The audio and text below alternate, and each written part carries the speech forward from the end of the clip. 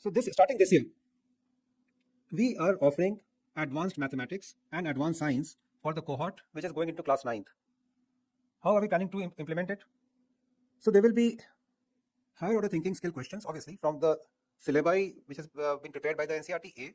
There will be some additional material as well, which will be required to equip those children who want to opt for these subjects at a higher level.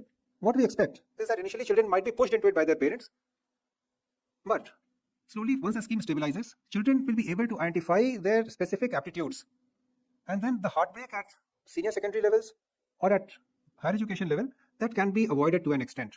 And it's also to do with the fact that for the children who have a higher aptitude for these subjects, if we are pitching the subject at a level which is lower than what they might really expect or what they might cope with, then they might very easily lose interest. And you would have seen that as principals more than me. I think you are much more experienced than me.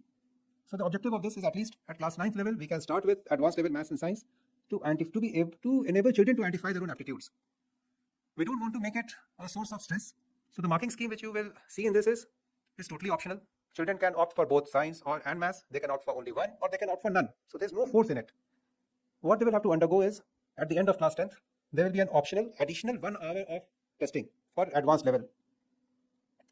Those children, presently what we have visualized is, those children who are above 50% or so in that, there will be a mention in the mark sheets that these children have cleared the advanced level as well in mathematics, and some description of the rubrics or advanced level would be provided in the mark sheet.